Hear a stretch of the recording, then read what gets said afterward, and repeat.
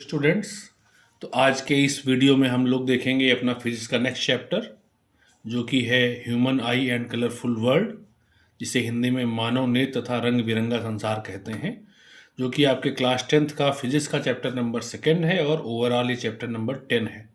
तो सबसे पहले हम देख लेते हैं कि इस चैप्टर के क्वेश्चंस को सॉल्व करने के लिए हमें कौन से फार्मूले चाहिए होंगे। वैसे ये फार्मूले हम लोग जो पिछले अपने वीडियोज़ हैं, जो पिछले चैप्टर में फार्मूले यूज हुए थे, वही फार्मूले, उन्हीं में से 2 फार्मूले केवल यहाँ पर यूज होते हैं। देखिए आपके सामने लिखा हुआ है पहला फार्मूला लेंस सूत्र यानी lens formula 1/f equal to 1/v minus 1/u। और दूसरा जो फार्मूला है वो है लेंस की क्षमता यानी power of lens P equal to 1/f अगर मीटर में है, या फिर अगर सेंटीमीटर में है तो P इक्वल टू 100/f हो जाएगा। ये दोनों फार्मूले ही हमारे यहाँ पर न्यूमेरिकल्स को सॉल्व करने के लिए यूज किए जाएंगे। कुछ अदर इम्पॉर्टेंट पॉइंट्स हैं जो कि बहुत इम्पॉर्टेंट हैं आपके लिए, तो इनको भी हम लोग देख लेते हैं। देखिए सबसे पहले क्या लिखा हुआ है, दूर बिंदु। तो दूर बिंदु कहाँ पर होता है, कई बार ये क्वेश्चन पूछाता है कि स्वस्थ मनुष्य के नेत्र के लिए दूर बिंदु कहाँ होता है, अनंत पर होता है। निकट बिंदु कहाँ होता है, 25 सेंटीमीटर है। और हमारा दृष्टि क्षेत्र क्या है, यानी कि कितने रीजन में हम देख पाते हैं, तो 25 सेंटीमीटर से लेकर के अनंत के बीच में यानी इनफाइनाइट के बीच में हम रखी हुई चीज़ों को देखते हैं। फिर इसके बाद आता है निकट दृष्टि दोष। निकट दृष्टि दोष में क्या होता है, हमें निकट की चीज़ें दिखाई देती हैं लेकिन दूर की चीज़ें नहीं दिखाई देती हैं, और इसको दूर करने के लिए हम अवतल लेंस का इस्तेमाल करते हैं। दूसरा है दूरदृष्टि दोष। इसमें दूर की चीज़ें दिखती हैं, निकट की चीज़ें नहीं दिखाई देती हैं, और इस दोष को दूर करने के लिए हम उत्तल लेंस युक्त चश्मे का इस्तेमाल करते हैं। देखिए नीचे देखिए लिखा हुआ है श्वेत प्रकाश का स्पेक्ट्रम। जब कोई श्वेत प्रकाश की किरण प्रिज्म से गुजरती है तो वो 7 रंगों में बंट जाती है, और वो जो 7 रंग हैं उनका जो एक निश्चित क्रम बनता है उसी को स्पेक्ट्रम कहते हैं। और उसको याद करने के लिए हमारे पास जो वर्ड है विबग्योर। फिर आता है कि न्यूनतम विचलन किसमें होगा, तो न्यूनतम विचलन होता है लाल रंग, और लाल रंग के लिए ही प्रिज्म के पदार्थ का जो अपवर्तनांक है वो न्यूनतम होता है। फिर अधिकतम विचलन किसका होता है, तो अधिकतम विचलन होता है बैगनी रंग का, और बैगनी रंग के लिए ही जो अपवर्तनांक है, जो रिफ्रैक्टिव इंडेक्स है, उसकी वैल्यू मैक्सिमम होती है। इसके बाद देखिए फिर लिखा हुआ है अधिकतम प्रकीर्णन किसका होगा, स्कैटरिंग सबसे ज़्यादा किसकी होगी, तो बैगनी रंग की स्कैटरिंग सबसे ज़्यादा होती है। न्यूनतम प्रकीर्णन यानी कि मिनिमम स्कैटरिंग किसकी होगी, तो लाल रंग का प्रकीर्णन सबसे कम होता है। अब आ जाते हैं इस चैप्टर से जुड़े हुए कुछ प्रीवियस ईयर क्वेश्चंस पर, जो बहुत बार बोर्ड एग्जाम में पूछे गए हैं। तो ऐसे लगभग 1 to 30 क्वेश्चंस की हम लोग प्रैक्टिस यहाँ पर करने वाले हैं। तो आ जाते हैं सीधे अपने पहले क्वेश्चन पर। देखिए आपके सामने स्क्रीन पर आपको दिख रहा होगा, फर्स्ट क्वेश्चन देखिए लिखा हुआ है कि स्वस्थ आंखों के लिए दूरबिंदु स्थित है। अभी अभी मैंने बताया दूरबिंदु कहाँ पर होता है, अनंत पर होता है, यानी कि ऑप्शन डी करेक्ट हो जाएगा। सेकंड नंबर है निकट दृष्टि दोष से पीड़ित व्यक्ति के लिए प्रयुक्त किया जाता है। ये भी हम लोगों ने अभी देख लिया था, निकट दृष्टि दोष यानी अवतल लेंस, ऑप्शन डी करेक्ट है। थर्ड क्वेश्चन देखिए, दूरदृष्टि दोष के कारण प्रतिबिंब बनता है। जब किसी को दूरदृष्टि दोष होता है तो उसका प्रतिबिंब कहाँ बनता है, रेटिना से पीछे बनता है, इसीलिए इसे दूरदृष्टि दोष कहा जाता है। नंबर 4 क्वेश्चन हम लोग देखते हैं, दूरदृष्टि दोष के निवारण के लिए निम्न में से क्या विकल्प हैं। तो दूरदृष्टि दोष का निवारण कैसे करेंगे, उत्तल लेंस का इस्तेमाल किया जाता है, यानी कि कॉन्वेक्स लेंस को यूज करते हैं। नंबर 5 पर आते हैं, निकट दृष्टि दोष से पीड़ित व्यक्ति का दूरबिंदु स्थित होता है। निकट दृष्टि दोष जिसको हो जाएगा, इसका मतलब क्या है कि उसको दूर की चीजें नहीं दिख रही हैं। जब दूर की चीजें नहीं दिख रही, इसका मतलब जो दूरबिंदु अनंत पर होता है वो अब अनंत पर ना होकर के आगे खिसक आया है, यानी अनंत से कम दूरी पर, ऑप्शन डी करेक्ट हो जाएगा। क्वेश्चन नंबर 6 पर आते हैं, एक व्यक्ति अपने चश्मे में 20 सेंटीमीटर फोकस दूरी का उत्तल लेंस प्रयोग करता है, इस लेंस की क्षमता होगी। तो क्षमता निकालना है, फोकस दूरी दिया हुआ है, P इक्वल टू 100/f कर देंगे, f की वैल्यू 20 है तो 100/20 हो जाएगी, तो 5 आ जाएगा। और उत्तल लेंस है तो प्लस का 5 आएगा, तो +5 डायोप्टर, यानी ऑप्शन नंबर जो बी हमारा है वो करेक्ट हो जाता है। इसके बाद हम क्वेश्चन नंबर देखते हैं 7। तो मानव नेत्र में रेटिना पर बनने वाला प्रतिबिंब कैसा होता है, उल्टा होता है। क्योंकि हमारे रेटिना में उत्तल लेंस लगा हुआ है और उत्तल लेंस में ज़्यादातर प्रतिबिंब उल्टा बनता है, परंतु सीधा दिखाई देता है। तो ये हमारा मस्तिष्क उस प्रतिबिंब को सीधा करके उसे पढ़ता है। तो ऑप्शन बी करेक्ट हो जाएगा कि उल्टा होता है परंतु सीधा दिखाई देता है। क्वेश्चन नंबर 8 देखिए, आपके स्क्रीन पर आ चुका है। मानव नेत्र जिस भाग पर किसी वस्तु का प्रतिबिंब बनाते हैं वह है, यानी जब भी हम किसी चीज को देखते हैं तो हमारी आंख के अंदर वो प्रतिबिंब बनता कहाँ पर है, तो वो है दृष्टिपटल, जिसे हम इंग्लिश में रेटिना बोलते हैं। ऑप्शन नंबर डी आपका करेक्ट हो जाता है। इसके बाद हम बात करेंगे क्वेश्चन नंबर आपके 9 की। देखिए, किसका दृष्टि क्षेत्र सबसे अधिक होता है? समतल दर्पण, उत्तल दर्पण, अवतल दर्पण और उत्तल लेंस, 4 ऑप्शन आपके सामने हैं। तो सबसे ज़्यादा जो दृष्टि क्षेत्र होता है वो उत्तल लेंस का होता है। और अगर दर्पण में बात की जाए तो उत्तल दर्पण का होता है, लेकिन अगर उत्तल दर्पण और उत्तल लेंस में देखें तो फिर उत्तल लेंस का ऑप्शन करेक्ट हो जाएगा। क्वेश्चन नंबर 10 देखिए, 2-3 तरीके से पूछा जाता है, आपके सामने आ चुका है कि न्यूनतम प्रकीर्णन किस रंग का होता है? अभी अभी मैंने बताया था। अथवा ये इसी को दूसरे तरीके से पूछा गया कि प्रकाश के किस रंग का प्रकीर्णन सबसे कम होता है। इसी को फिर और एक तरीके से पूछा गया, जब श्वेत प्रकाश एक प्रिज्म से गुजरता है तो प्रिज्म के आधार से दूरस्थ प्रकाश का रंग क्या होता है? तो चाहे बोल दे कि न्यूनतम प्रकीर्णन, चाहे बोल दे कि सबसे कम प्रकीर्णन, और चाहे बोल दे कि जो आधार से सबसे दूर होगा वो कौन सा है? लाल रंग का प्रकीर्णन सबसे कम होता है। अब आ जाते हैं हम अपने क्वेश्चन नंबर 11 पर। ये क्वेश्चन भी कई तरह से पूछा जाता है। देखिए, आपके सामने स्क्रीन पर आ चुका है कि जब श्वेत प्रकाश किरण, एक श्वेत प्रकाश किरण जब किसी कांच के त्रिकोणीय प्रिज्म से गुजरती है तब उसके रंगों में अलग अलग विक्षेपण होता है। सबसे अधिक विचलन किस रंग के लिए होगा? अथवा इसी को कैसे पूछा गया, श्वेत प्रकाश की एक किरण कांच के बने त्रिभुजाकार प्रिज्म से गुजरती है, सबसे अधिक विक्षेपण का रंग होता है। अथवा इसी को एक और तरीके से पूछा गया, देखिए आपके सामने, कांच के प्रिज्म से जब श्वेत प्रकाश किरण गुजरती है तो वह अपने अवयवी रंगों में विभक्त हो जाती है, किस रंग के लिए विचलन अधिक है? अथवा इसी को एक और तरीके से पूछा गया, श्वेत प्रकाश जब प्रिज्म से गुजरता है तो सर्वाधिक विचलन होता है, यानी मैक्सिमम डेविएशन किसका होगा? फिर एक और तरीका है 2024 में जो आया है, जब श्वेत प्रकाश कांच के प्रिज्म से गुजरता है तो प्रिज्म के आधार की ओर अधिकतम झुकी प्रकाश किरण का रंग क्या होता है?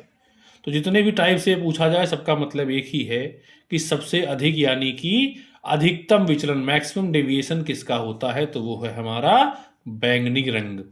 न्यूनतम विचलन लाल रंग और अधिकतम विचलन बैंगनी रंग का होता है। ऑप्शन बी हमारा करेक्ट हो जाएगा। क्वेश्चन नंबर 12 देखते हैं, श्वेत प्रकाश के 7 रंगों में किसकी आवृत्ति अधिकतम है? हाँ, ये थोड़ा सा अच्छा क्वेश्चन है, ये आपको ध्यान देना है, किसकी आवृत्ति अधिकतम है? तो हम लोग जानते हैं कि 7 रंगों का जो स्पेक्ट्रम है वो विबग्योर है। पहला रंग कौन सा है? वॉयलेट, यानी कि बैगनी। तो बैगनी रंग की जो तरंग दैर्ध्य है वो सबसे कम होगी, और जिसकी तरंग दैर्ध्य वेवलेंथ सबसे कम होती है उसकी फ्रीक्वेंसी यानी आवृत्ति सबसे ज़्यादा होती है। तो बैगनी रंग की आवृत्ति सबसे ज़्यादा होगी। ऑप्शन बी करेक्ट हो जाएगा। क्वेश्चन नंबर 13 हम लोग देख लेते हैं।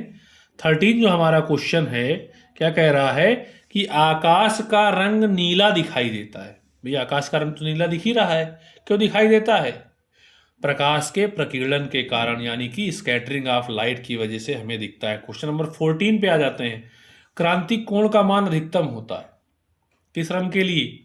तो क्रांतिक कोण का मान उस रंग के लिए अधिकतम होगा जिसके लिए अपवर्तनांक न्यूनतम होगा। और अभी मैंने आपको बताया था, जब फॉर्मूले जहां बताए थे कि लाल रंग के लिए अपवर्तनांक न्यूनतम होता है, तो लाल रंग के लिए क्रांतिक कोण का मान अधिकतम होगा। ऑप्शन बी करेक्ट हो जाएगा। क्वेश्चन नंबर 15 पे आते हैं, श्वेत प्रकाश के स्पेक्ट्रम में बैगनी से लाल रंग की ओर जाने पर घटती जाती है, यानी बैगनी से लाल की तरफ जब हम जाते हैं तो क्या घटता जाता है?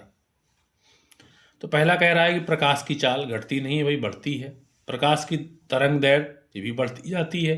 तो क्या घटती है? प्रकाश की आवृत्ति घटती है। सबसे ज़्यादा आवृत्ति बैगनी की होती है, उसके बाद जैसे जैसे आगे जाएंगे घटती जाएगी और सबसे कम हो जाएगी लाल रंग के लिए। क्वेश्चन नंबर 16 आपके स्क्रीन पर है, चंद्रमा से देखने पर आकाश कैसा दिखाई देगा? तो चंद्रमा से देखेंगे तो आकाश कैसा दिखाई देगा? चंद्रमा से देखने पर आकाश काला दिखाई देता है, क्योंकि वहां पर वायुमंडल ना होने की वजह से प्रकाश का प्रकीर्णन नहीं हो पाता है, इस वजह से आकाश काला दिखाई देता है। क्वेश्चन नंबर 17 आपके सामने, नेत्र लेंस होता है, कौन है हमारे नेत्र में, कौन सा लेंस लगा हुआ है, उत्तल लेंस लगा हुआ है, और उत्तल लेंस को ही अभिसारी लेंस बोलते हैं। तो ऑप्शन ए आपका बिल्कुल करेक्ट हो जाएगा। क्वेश्चन नंबर 18 पे आते हैं, जो कि 16 से रिलेटेड था। अंतरिक्ष यात्रियों को आकाश दिखाई देता है। जब कोई अंतरिक्ष यात्री अंतरिक्ष में जाता है, स्पेस में जाता है, तो उसको आसमान कैसा दिखता है, तो उसे भी काला दिखाई देगा, क्योंकि वहां पर भी वायुमंडल न होने की वजह से प्रकाश का प्रकीर्णन, स्कैटरिंग ऑफ लाइट पॉसिबल नहीं हो पाती है। क्वेश्चन नंबर 19 पर आ जाते हैं। बहुत बढ़िया प्रश्न है। एक व्यक्ति दूर स्थित वस्तुओं को स्पष्ट रूप से देखने में असमर्थ है। यानी कि एक आदमी है जो दूर की चीजों को नहीं देख पाता है। तो कौन सा दोष है? जिसको दूर का नहीं दिख रहा तो निकट दृष्टि दोष है, जिसको निकट का नहीं दिख रहा उसको दूर दृष्टि दोष है। क्वेश्चन नंबर 20 है, बहुत बढ़िया सवाल है। एक सामान्य आंख वाला व्यक्ति किसी वस्तु को सुस्पष्ट रूप से देख सकता है यदि वस्तु की दूरी आंख से, कह रहे हैं कि एक सामान्य आंख वाला यानी जिसको कोई दोष नहीं है, तो वो कहां से कहां तक की चीजों को देख पाएगा? निकट बिंदु 25 सेंटीमीटर और दूर बिंदु अनंत। तो 25 सेंटीमीटर से अनंत के बीच की सारी वस्तुओं को वो देख ले जाएगा। क्वेश्चन नंबर आ जाते हैं अपने, नेक्स्ट क्वेश्चन अपना है, ये देखिए ध्यान से, 21। श्वेत प्रकाश की किरण के प्रिज्म से गुजरने पर किस रंग के लिए न्यूनतम विचलन होता है? अभी अभी आपको बताया था कि न्यूनतम विचलन किसका होगा? लाल रंग का होगा। क्वेश्चन नंबर 22 देखिए स्क्रीन पर, नेत्र लेंस की फोकस दूरी में परिवर्तन किया जाता है। यानी जो हमारे आंख में लगा हुआ उत्तल लेंस है, ये दूर की वस्तु और नजदीक की वस्तु के हिसाब से अपने फोकस दूरी की क्षमता को कम ज्यादा करता है। इसी को समंजन क्षमता कहते हैं, पावर ऑफ एकोमोडेशन कहते हैं। तो ये काम करेगा कौन? इसको करती हैं पश्चमाभी मांसपेशियां, यानी कि सिलेरी मसल्स जिन्हें हम कहते हैं, वो हमारे लेंस को मोटा और पतला करके उसकी फोकस दूरी को कम ज्यादा करती है। तो ऑप्शन डी करेक्ट हो जाएगा, पश्चमाभी मांसपेशियां यानी कि सिलेरी मसल्स। ऑप्शन 23 आ जाइए, सूर्योदय एवं सूर्यास्त के समय क्षितिज पर आसमान दिखाई देता है।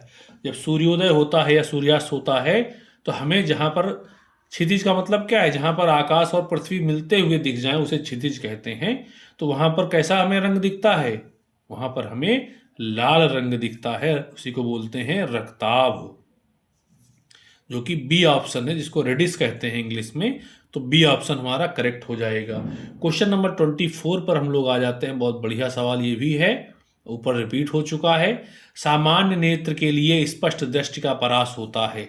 सामान्य दृष्टि के लिए परास कितना होगा? 25 सेंटीमीटर से अनंत तक होता है। बहुत बढ़िया सवाल था। क्वेश्चन नंबर 25 की ओर बढ़ते हैं। एक बढ़िया सा प्रश्न है और फिगर के साथ में आपके सामने है। क्या देखिए कह रहा है, एक प्रिज्म से प्रकाश के अपवर्तन को चित्र में दिखाया गया है। जहां से मैंने एक किताब से इसको नोट किया है, उसमें फिगर में थोड़ा सा गड़बड़ी था, तो मैंने उस फिगर को देखिए पेन से करेक्ट कर दिया है। विचलन कोण कितना होगा? विचलन कोण कितना होगा ये हमको बताना है। हमारे पास 4 ऑप्शन है, अल्फा, बीटा, गामा, डेल्टा। तो कौन सा ऑप्शन इसमें करेक्ट होगा? तो देखिए स्टार्टिंग में ये जो प्रकाश की किरण है ये सीधे जा रही है प्रिज्म से। अगर प्रिज्म ना होता तो बिल्कुल सीधे ऐसे निकल जाती, और प्रिज्म के होने की वजह से एक बार यहाँ पर इसका अपवर्तन हुआ, दोबारा इस कोने से अपवर्तन हुआ, तो ये इधर जा रही है। इसको पीछे बढ़ा दो, तो यानी आपतित प्रकाश की किरण और निर्गत प्रकाश की किरण, यानी इंसिडेंट रे की डायरेक्शन और आउटगोइंग रे की डायरेक्शन के बीच का जो एंगल है, देखिए ये फिगर बना हुआ है, मैंने पेन से बना रखा है, गामा। इसी को बोलते हैं विचलन कोण, एंगल ऑफ डेविएशन बोलते हैं। ऑप्शन सी आपका करेक्ट हो जाएगा बिल्कुल। क्वेश्चन नंबर 26 पर आ जाते हैं। तारों के टिमटिमाने की घटना का कारण क्या है? भाई तारे हमें टिमटिमाते हुए क्यों दिखाई देते हैं? इसका बढ़िया सा कारण है वायुमंडलीय अपवर्तन। ऑप्शन ए करेक्ट हो जाएगा। ध्यान रखिएगा, ऑप्शन बी में वायुमंडलीय परावर्तन लिखा हुआ है, जो कि इनकरेक्ट है। ऑप्शन ए करेक्ट है, वायुमंडलीय अपवर्तन। क्वेश्चन नंबर 27 पर आ जाइए। चित्र में 2 सर्वसम प्रिज्मों पर श्वेत प्रकाश की किरण आपतित होती है।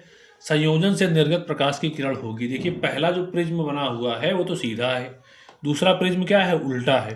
तो पहले प्रिज्म से जब श्वेत प्रकाश की किरण गुजरेगी तो 7 रंगों में वो बट जाएगी, लेकिन वही 7 रंग जब दूसरे प्रिज्म पर ऊपर पड़ेंगे तो उससे जब गुजरेंगे तो उसके उल्टे होने की वजह से वो 7 रंग फिर से मिल जाएंगे। तो इस प्रकार से पहले प्रिज्म में श्वेत प्रकाश प्रवेश कर रहा है, लेकिन पहले से निकलेगा 7 रंगों का प्रकाश। दूसरे प्रिज्म में 7 रंगों का प्रकाश प्रवेश करेगा और दूसरे प्रिज्म से निकलेगा श्वेत रंग का प्रकाश यानी व्हाइट लाइट रे आपको मिलेगी। ऑप्शन नंबर ए करेक्ट हो जाएगा, श्वेत। क्वेश्चन नंबर 28 पर आ जाते हैं, बढ़िया प्रश्न है।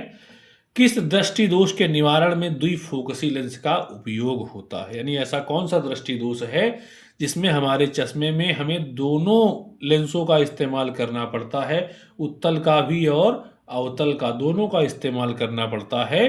तो वो है हमारा जरा दूर दृष्टि दोष या जरा दृष्टि दोष या जरा दृष्टिता भी कहते हैं इसे, ठीक है ना। तो इसे अंग्रेजी में प्रेसबायोपिया कहा जाता है। इसमें व्यक्ति को ना तो बहुत नज़दीक की चीज़ें साफ दिखती हैं, ना तो बहुत दूर की चीज़ें साफ दिखती हैं, केवल बीच में कुछ दूरी पर उसे दिखाई देता है। तो इस व्यक्ति के दोष को दूर करने के लिए उसके चश्मे में द्विफोकसी लेंस यानी कि अवतल और उत्तल दोनों का इस्तेमाल किया जाता है। और यहाँ पर हमको ये भी ध्यान रखना है, जब उसके दो चश्मे के में दोनों लेंसों का इस्तेमाल किया जाएगा तो उसमें निकट की चीज़ों को देखने के लिए यानी दूरदृष्टि दोष को दूर करने के लिए उत्तल लेंस नीचे लगेगा और अवतल लेंस ऊपर लगेगा। ठीक, ये भी कई बार प्रश्न पूछा गया है।